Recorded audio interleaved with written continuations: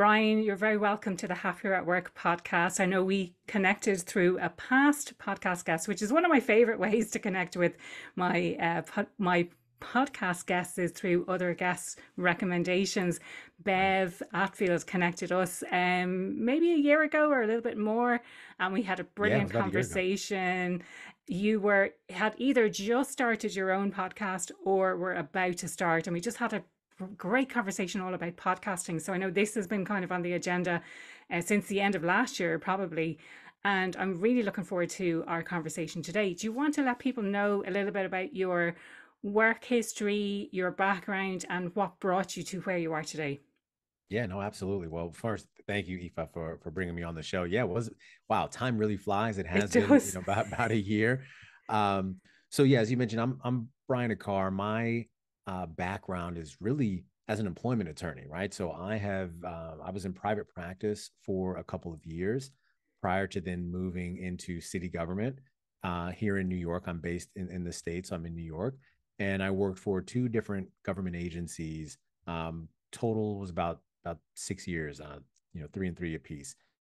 And then in 2016, I actually pivoted into the healthcare space. And what really fascinated me about that was, having the opportunity to work in a place where you can impact and touch lives in ways that truthfully I had not done so before in my career. Like truthfully, I was involved. Like you didn't really want to see me in my past life. I was an investigator, right? I was employment, like didn't signal good things when I showed up. But Okay. Yeah. Yeah. now it's different. And so I've been in healthcare since 2016. Work for a very large organization here regionally in New York, and now I'm in the space where kind of moved into to an executive level role where I focus on workforce and community education. And what's really been great about that is you get a chance to potentially work with students and other folks who are interested in the healthcare space but really don't know how to get in. And so that's been really touching for me. And so that, yeah, I've been doing that for the past couple actually about 6 7 months now. But I will say why I got into my podcast, right? So I created and host a podcast called Why I Left, and it's really about why people have left their jobs during the pandemic. And really, it's a topic that I truthfully just kind of went down the rabbit hole and just got so intrigued by what people were doing during the pandemic. This was a time in our history, most of our histories, that we had never experienced before. And as I mentioned, I was in healthcare at the time, and I was really involved in some of the redeployment efforts of, when COVID first hit that first wave, of moving folks in the right location to make sure that we had enough staff to support really the onslaught of humanity that was coming in at that time. And simultaneously, now you see all these people who are starting to leave what I would think are stable jobs. Mm. And so I started asking myself, well, what's going on here, right? Like what's happening? And then you'd see more articles about this. I'd hear more stories, and I just got really curious, given my background, right? So in the employment space, and when I moved into to healthcare, I was initially in HR. I focused on, how do leaders and teams work better together? How do organizations better support and engage their team members, right? When the relationships go south, what happens there? What could we have done better? And so you start reading all these articles and you're like, wow, this is a phenomenon, right? And then this, the huge article comes out um, from actually Professor Anthony Klotz, right? He had made a quote around, this thing is going to be it's going to be a great resignation. Everyone's going to pretty much kind of leave. And then it started happening. It was like 41 million people who left at a certain time. It was just so many folks who just decided to leave. And so I thought to myself, well, what if these people would want to tell their own stories? Because I'd see articles, I'd read, different news things, and it was always so brief, right? Brian worked here. Here's what's going on. Here's a quote, and he left. Move on. Next story. I was Mm. like, but what if I gave people who left their jobs their own platform to really talk about their story and kind of walk us through the process? because my big thing about the show is I don't think that we talk about resignations enough, right? And that there's something that they are something that occur frequently in our work lives, and virtually gone are the days where folks are at in positions for 30 and 40 and 50 years.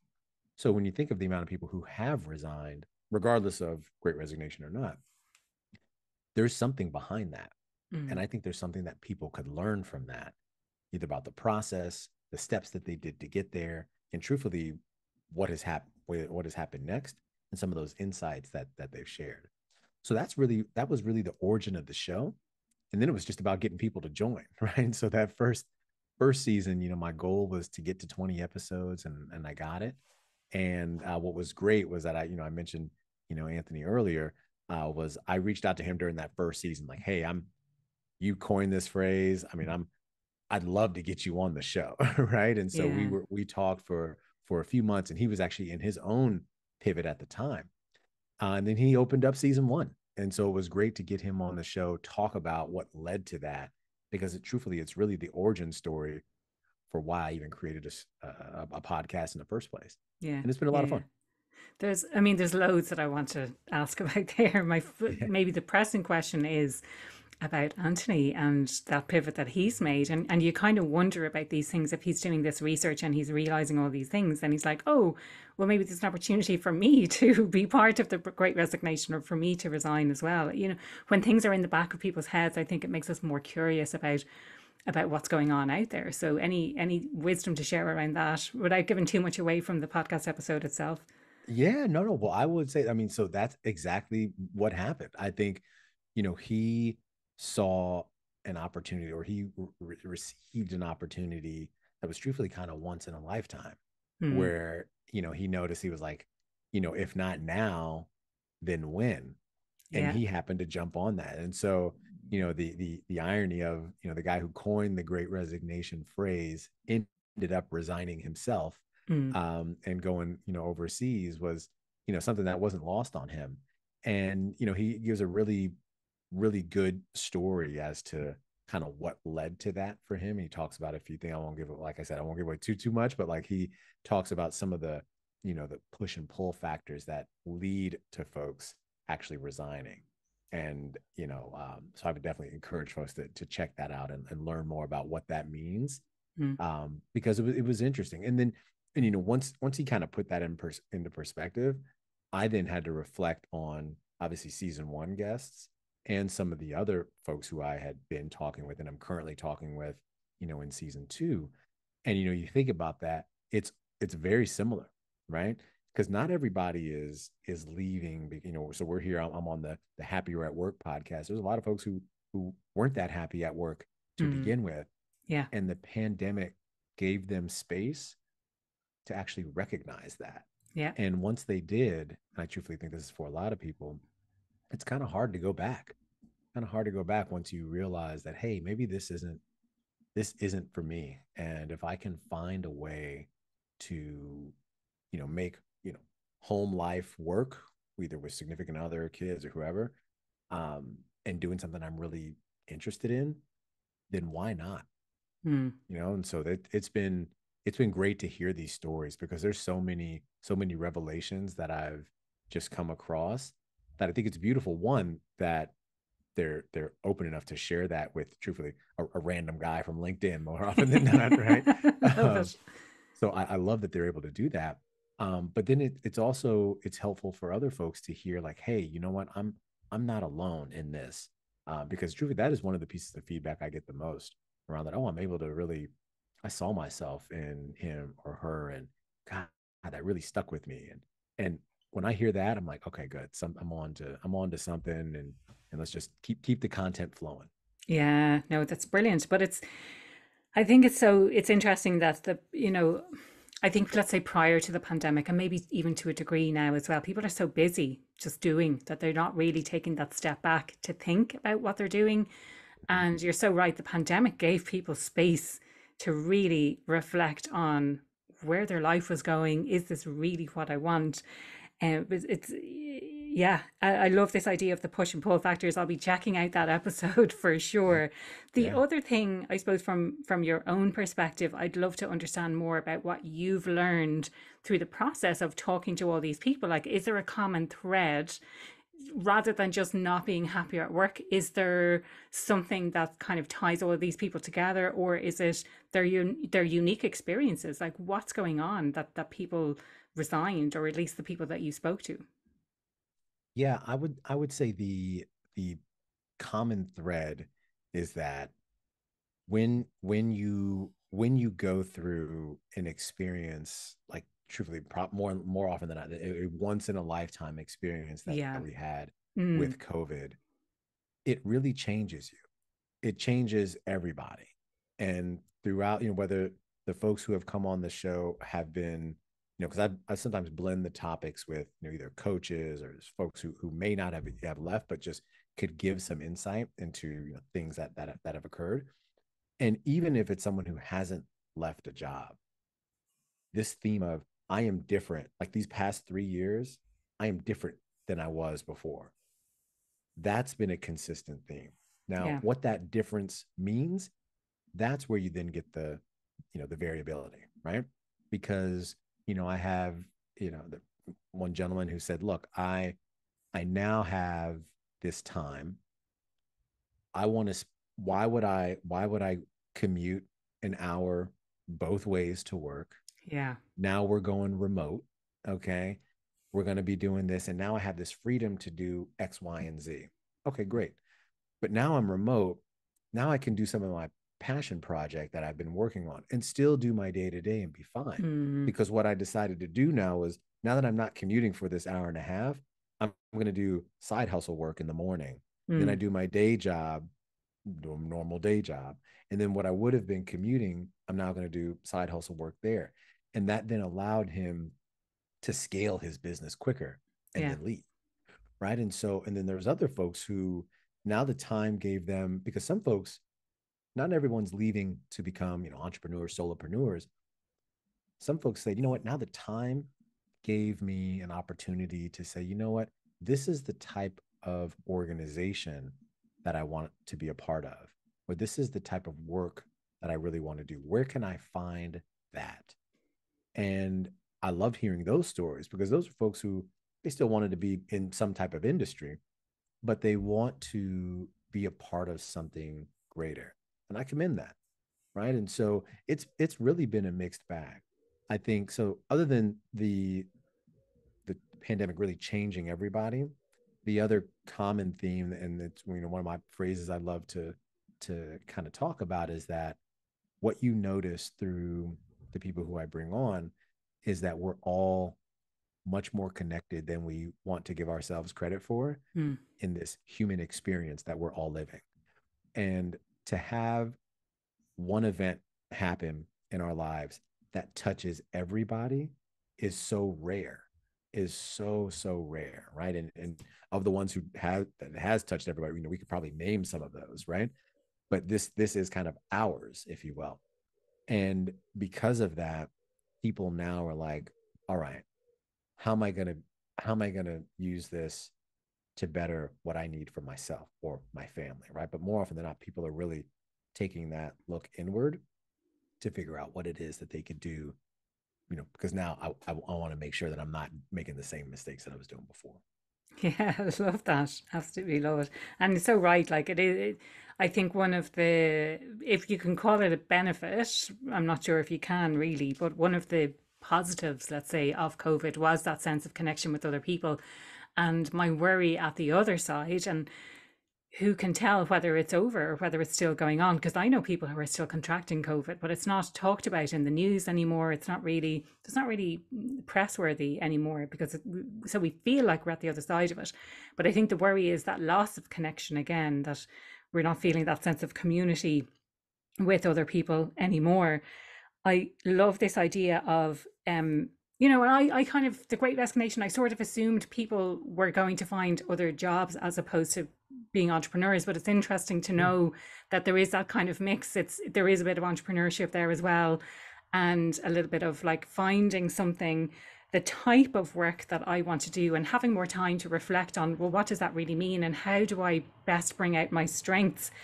Another thing that I kind of took from that is wanting to be part of something greater. And I think that again, that's something that's common with all humans. I think that we all want to be something, part of something that's bigger than ourselves. Again, it's that connection piece. It's that, how can we collaborate together and how can we support one another? I think it's a really, really powerful message as well. Any thoughts to add on any of that? Yeah, I think, we are all, like you mentioned, with us as human beings, we want to feel connected to something. We want to feel like our work has meaning, our life has meaning. And although, we're most of us, right, are working because it's just kind of just the nature of what we do. We're not, independently wealthy and can just kind of live, right? Most of us don't have that type of life. Yeah. Um, if we're going to be spending so much time somewhere, why not make it worthwhile Mm. internally, right? Because I do think, and maybe this is, a little naive of me, but at people's core, I think people are good people and they want to do the right thing.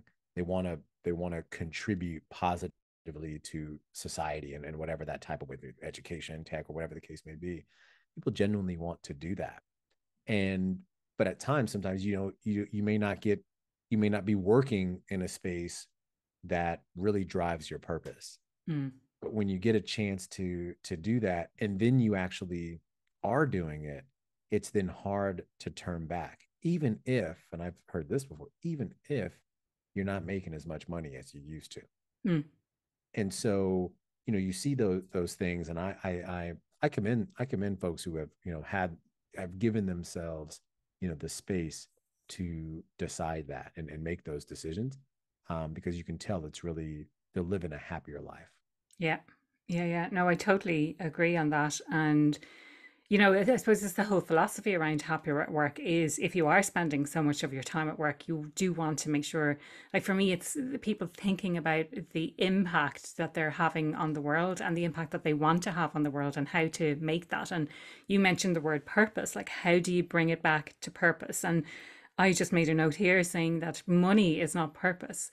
We need to earn a certain amount to fund the whatever lifestyle we have, to pay the mortgage, to pay the rent, to pay for food, to pay for kids stuff, to pay, there's loads of expenses that we have in our lives. And there might be a lifestyle that we've become accustomed to, the car, the house, the holidays, whatever that might be. But so long as we're earning enough to fund a minimum basic kind of lifestyle, I think beyond that money, it's it loses its relevance a little bit. Unless you're maybe caught in a trap of keeping up with the Joneses, keeping up with the next door neighbors and wanting to impress other people. But, you know, I think it's a really important consideration that it's not all about money. And if you took a 10% pay cut, but you're actually much happier at work, I think it makes a huge difference because whether or not you're happier at work has an impact on all sorts of relationships. It's, your home relationships, your work relationships, and your overall experience of life. It has an impact on your health. It has such a wide reaching impact that I think a 10% pay cut is not a huge price to pay for something that will have such a long lasting and wide and profound impact on your experience of life. Absolutely. And I'll share candidly here. My inbox from a LinkedIn standpoint is there's no shortage of offers for other opportunities that truthfully could probably make me more money in other places.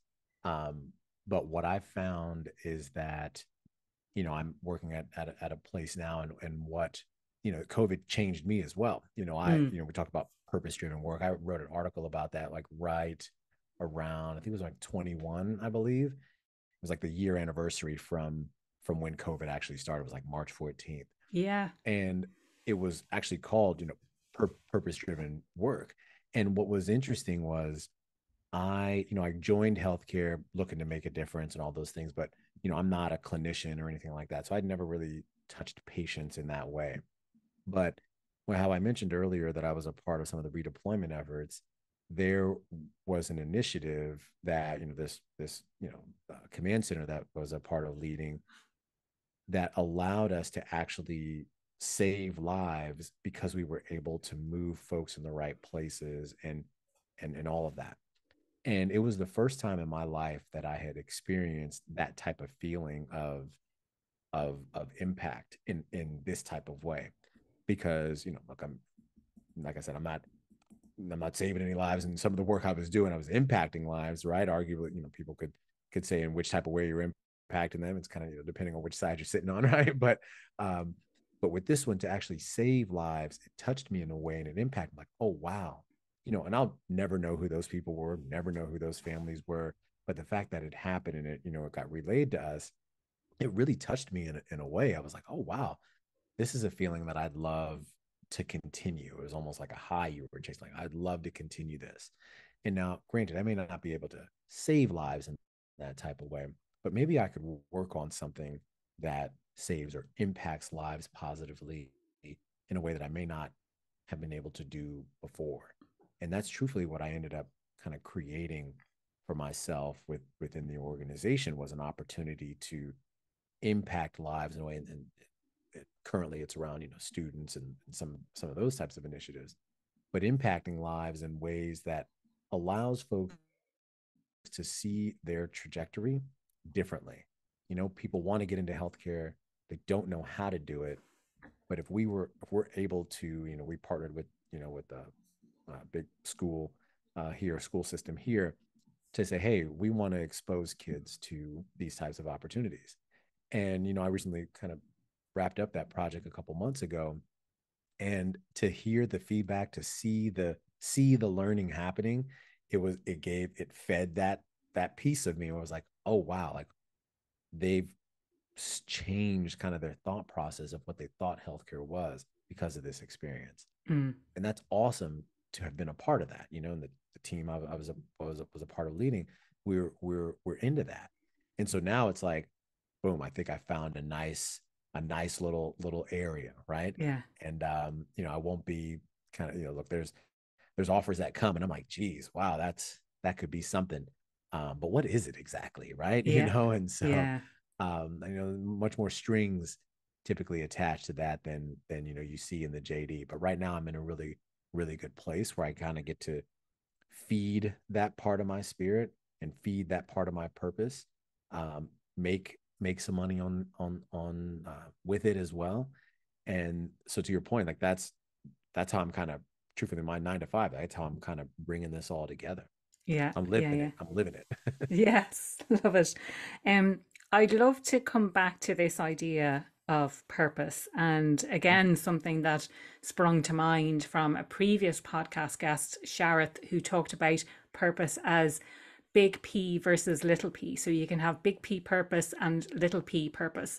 And also something that I heard Adam Grant mention in the past as well in relation to purpose. And oftentimes we want, whether it's as an entrepreneur and you want to be the next Mark Zuckerberg, or you want to be involved in a cause where you're saving the whales, for example, you feel like it has to be this massive thing, when actually, if you bring it back down to the community around yourself, it's understanding more about the impact that you want to have at that community level and how you can have that impact.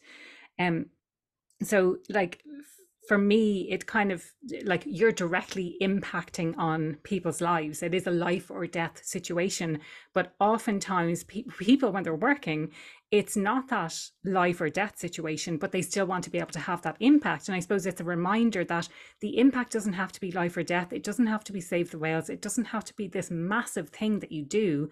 It can be the impact that you have on those people around you. And have you kind of got that sense from the conversations you've had or in your own career?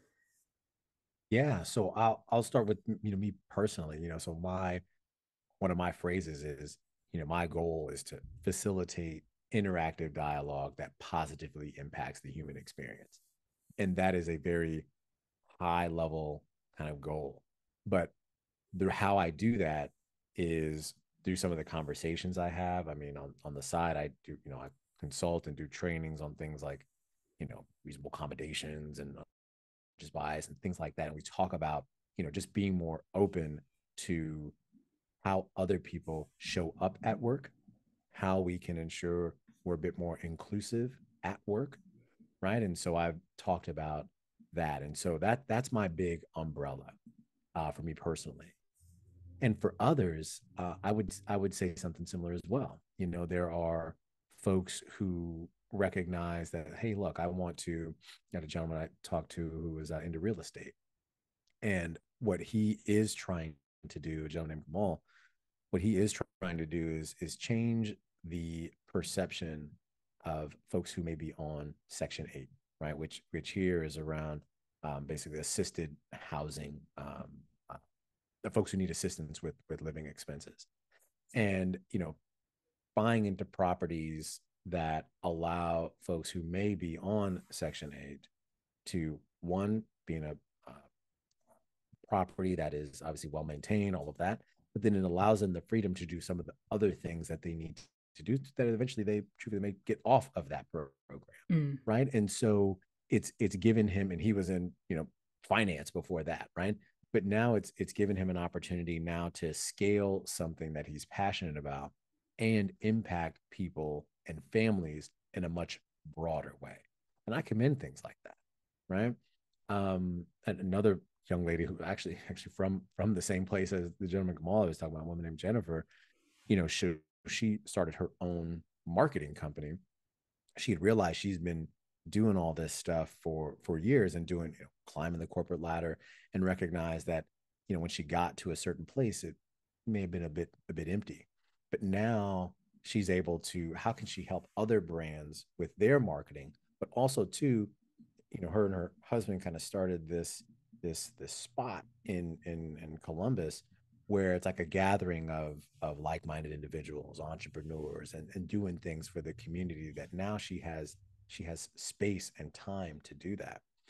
And so those are the types of things that I think people are kind of, living their big P purpose, in that here's what we want to do high level, and here are now the things that kind of come into that.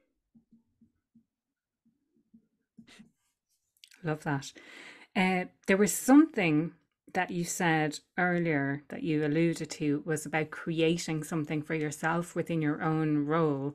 So I'd love to explore that a little bit more. It sounds like you've kind of crafted this position for yourself, and I'd love to get an understanding of how you did that. Maybe someone who's listening today can learn a little bit more about how you've achieved that. Yeah, no, absolutely. So, so prior to this role, I was in a chief of staff role supporting our president and CEO. And, those roles are typically time limit. Like, no one stays in these roles forever, right? So I remember probably one of the first 3 months, it's like, yeah, you do what you need to do here, but you need to see other places in the organization so you can figure out what you want to do next. And so a part of obviously my day to day providing that support and doing whatever I needed, for him, was also meeting and greeting with other execs, other folks across the system, and really paying attention throughout all the different meetings I was in to say, hey, where are we going next, right? And what truthfully is something that I want to be a part of. And it was something about education that really stuck with me. My former boss, our leader, actually from Ireland, right, has a great story about basically coming up from nothing and making himself into something. And he talks about, you change the circumstances of a kid from a poor family with education, right? Mm. And I heard that and I was like, he's full of gems of quotes, right? But this one was like, I was like, oh, this is a good one, right? We talked more about it. And then, this initiative that I was working on kind of came about. And I was like, oh, you know what? Yes, you could definitely change the circumstances of that kid and their family. But, given how things are now, if we're able to impact maybe this one kid who has friends or whatever, and they're able to talk about them, their experiences, Mm. there's a potentially a generational component to this that Yeah. that is much larger than we're even anticipating. And so once that really sank in with me, I was like, okay, how am I going to be a part of this. Mm. And so there was a lot of movement that was happening in the org at the time. I kept, my boss in the loop, like, hey, I'm thinking about exploring more in this space, right? This kind of learning and education, innovation space. Are you good with that? He's like, oh, absolutely. Right. And so we were happy, happened to know our former chief learning officer, and she was actually in the process of exiting, and I knew the gentleman who was coming up, and I truthfully just had a direct conversation with him about, here's what I'm thinking about. You're coming into this new role. Truthfully, do you have a person, right? Do you have someone to provide some support and whatever? Because at the time I hadn't fleshed it out or anything, but I knew I Yeah. wanted to kind of be in this learning and innovation space. And he was like, no, I don't, but I'd love to. And the first question everyone always used to ask was, does does Michael know about this? Right. And I'm like, Yeah. Yeah. yeah, Yeah. he does. Like, we're very open and honest, truthfully. Even quick aside, before I even started the podcast, the first person I told, other than my wife, right, was my former boss. I was like, hey, Yeah. we talked about this, but I'm thinking about doing this thing. And he was like, hey, go for it. Right. But back to the story, it was, yes, he's in the loop, but would just love to stay close. So my first point would be, to folks, is to one, pay attention to what's happening in, let's say you want to stay in your org, but pay attention to what's happening in your organization to see what could potentially be something that really gets you going, right? Whether it's something that's already created or potentially something you see that's coming on the horizon, right? So if you see that, pay attention, great.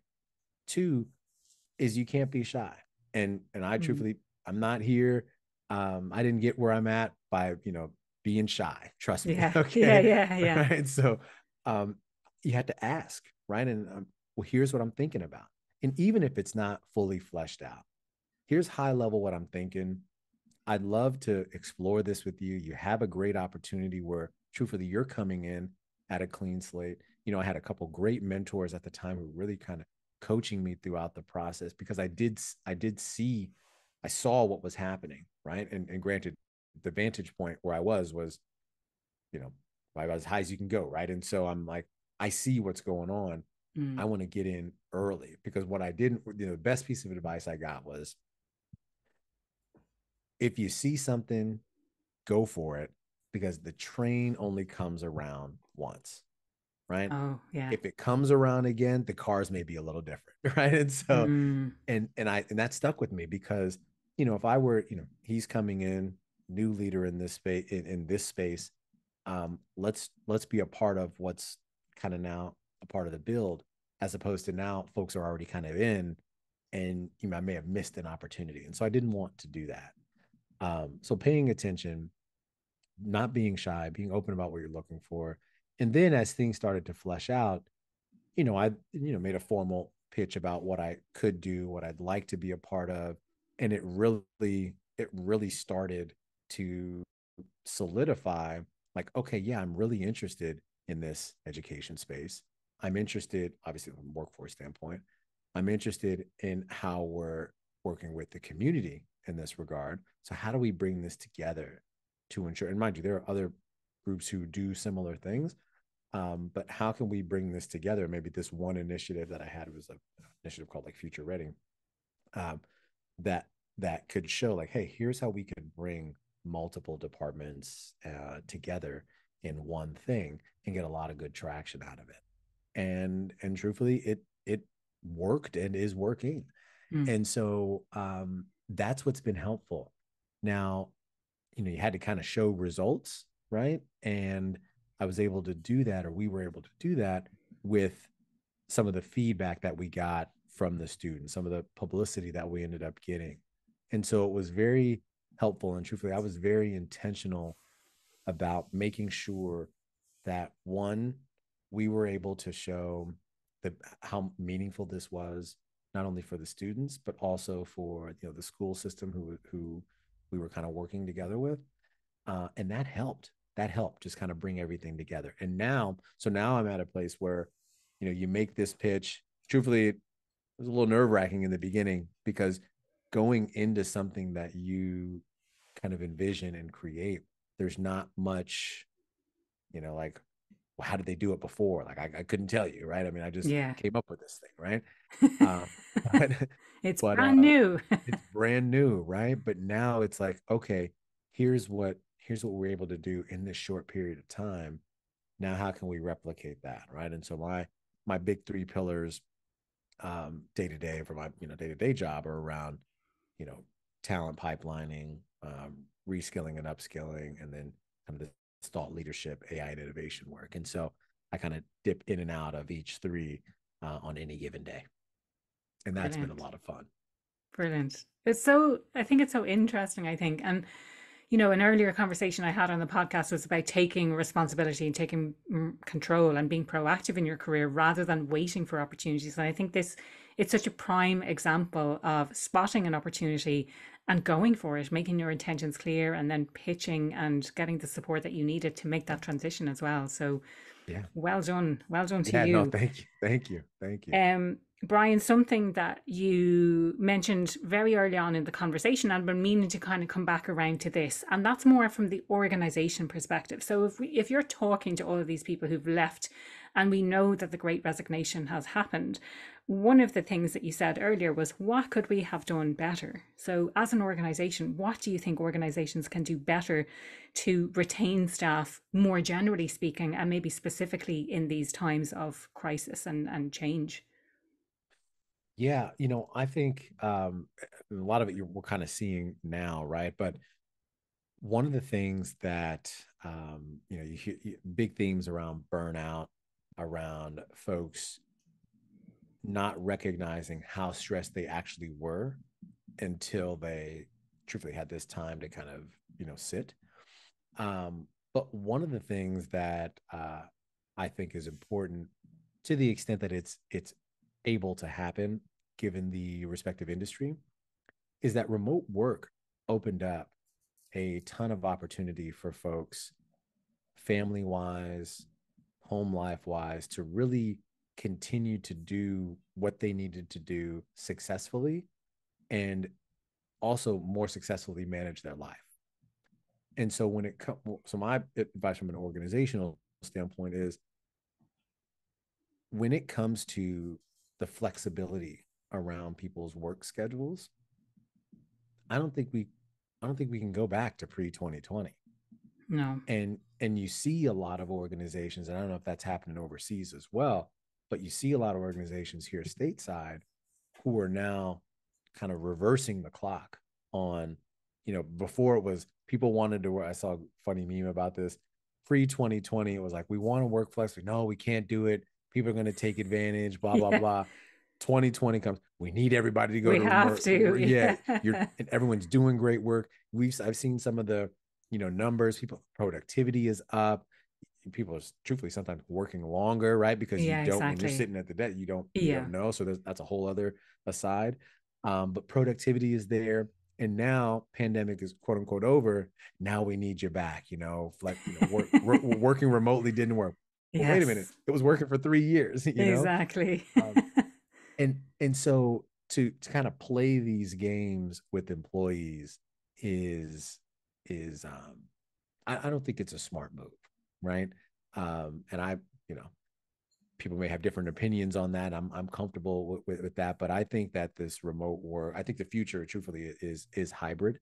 Mm, And even myself, I like working remote, but there's times I feel like I need to be in the office as well. I like having that flexibility, but to force people to come in for an arbitrary number of days, either during the week or for the month, I yeah. don't think it really makes much sense. Mm, So my piece would be, let adults be adults, yeah. right? I think we are all comfortable in what we're doing. A lot of us are good at what we do, and to the extent we have a position that allows for us to work remotely successfully, I think that should be an option. Now, Yeah. certain places that's not an option, right? But where it is, I think that should be a viable option. Yeah, absolutely. And, to be honest, Brian, I think we could have a whole other podcast episode talking about the topic Yeah. of flexibility and the future of work and hybrid and how to get it right and all of those kind of things. Like one of the big challenges particularly here with a lot of my clients who are based in Ireland, is the challenge with hybrid. I think there's a lot of companies that are struggling to get it right, and they're looking to kind of outside sources of like, what are they doing and what is, how are they getting it right? But I don't think anyone has it figured out just yet. I think it's going to be an iterative process. I think Yeah, try stuff out, and if it's not working, and have ways to measure it as well. How are you measuring the effectiveness of it? Are you looking at things like retention rates? Are you looking at things like productivity and how you actually measure that productivity? And has the way that you measure productivity changed since the pandemic? So are you looking at the right things in your business, and how can you make a case for or against hybrid working, and how do you enable people to do their best work? absolutely. And a lot of these conversations really stem around truthfully real estate costs, right? I mean, people are Yes, of course. Yeah, locked. yeah. Well, we've invested all of this money in Yeah, renting or buying this office building, and therefore we need people to come in and work exactly. here to make it Exactly. cost effective. Right. Yeah. And once that's taken away, I think people will, or organizations will be a little bit more flexible, Mm. because I mean, look, that's a huge cost. Space is a huge cost. And so unless they're able to repurpose it, I do truthfully see kind of some of these trends continuing, but I do still think it's unfortunate. Yeah, no, it is. And I was listening, and I'd love to be able to quote this better, but I was listening to a podcast the other day, and in it they were talking about the fact that you're only working, let's say, on average 8 hours per day, 40 hours per week, but that's actually only 25% of the entire usable time of that office building. So actually, if you're getting people in, then it's not that they're wasting all of this time. It's that if you think about it from that perspective, you could be using those offices for lots of other things overnight or on the weekends, all of, so when you're thinking about utility costs, I think is essentially what they were trying to say. And the utilization of the office buildings, actually, they're only being utilized 25% of the time, even when you're working 9 to 5, Monday to Friday. So, That's actually a it's great point. changing that perspective of how you're phrasing it or how you're framing it and how you're using the office buildings. That's actually a great point. And I haven't, that I don't think about, I haven't really thought about it like that, right? Because yeah, let's think about it. Most of these places, let's say stateside, I mean, like the big companies, they have overseas offices, right? Yeah. And Yeah. so when they're open, they can be open there. But you folks sitting over here at Park Avenue or wherever, 6 o'clock, 7 o'clock, they're shutting down, and so, but someone cleaning and sourcing and electricity and all that stuff to keep things going. That's a great point. I'd be maybe offline. I'd love to listen to that Yeah, if episode I could because find it, I'll have to go back yeah, and have a look at what podcast I listened to recently. But it was just something very striking to me as an yeah, argument against this whole thing about like why are we using this real estate argument as a reason to bring people back to the office essentially. So yeah. yeah, I I love thought that. it was quite interesting. And for anyone listening today, if I do find that, I will put a link in the show notes so that you can listen back and hear for yourself, and not my butchered version of I think it said this and it was something like that. And yeah, but it was just an interesting perspective, I think, that was shared. Brian, the question I ask everyone who comes on the podcast: what does being happier at work mean to you? Yeah, so and I love this question. I think being happier kind of blends some of the things we I was talking about earlier around, if you know what what you're passionate about, or what you feel as though you're kind of working in your purpose, if you will, I think that allows you to be happier. Being happier means working in something that you genuinely like to do. Like love may be a bit strong, right? But you genuinely like to do, and you feel like you're making a difference, whatever that means to you. For me, it means potentially making a difference in the lives of future healthcare leaders, right? Or making an impact for those who may work in the field now, but with the advancements of technology and things like that, some jobs may not be here in a few years. So how could we then give them an extra set of tools for their toolkit to then do something else still within this industry? So grow them within that space. And so for me, I potentially have an opportunity to work on initiatives, or I do have and am working on initiatives that can do that for people. And to me, that strikes something in me that, one, I genuinely like to do it, and two, it does make me happy to have this impact on folks' lives. And so that's what being happier at work means to me. Working in your purpose, having some fun too. Fun is Um, so important yeah, as well. having Yeah. some fun, and then genuinely trying to make a difference for the betterment of other people. Mm. I'm not a, at times I, yes, there are certain you have to kind of look out for yourself, right? Don't get me wrong. I got two kids and a wife. Got to make sure that they're good, right? Um, but also I want to make sure that other people are doing well too. And if there are things that I can work on to help impact that, that really that really drives me, Yeah. in ways that, you know, I'm learning more about each day, truthfully. Brilliant. Love that. And Brian, if people want to connect with you, what's the best way they can do that? Yeah, no, absolutely. So you can find me on LinkedIn, Brian Aquart, Aquart. I'm probably the only one there with that last name. And then also, if you're interested in checking out my show, you can visit me at www.whyileft.co. That's where you can find all of our episodes. I'm in season 2 currently, and so it's been a lot of fun. Brilliant. Thank you so much for your time today. Absolutely love this conversation. And I'm sure we could dive into solving the world's problems and, the future of work for hours and hours. But time is to close up now. Really, really enjoyed this conversation. And I appreciate your time today as well. So thank you so much, Brian. Thank you. And look forward to checking this out. And you have a great show. And so I hope the listeners get a lot out of this. And thank you again for having me.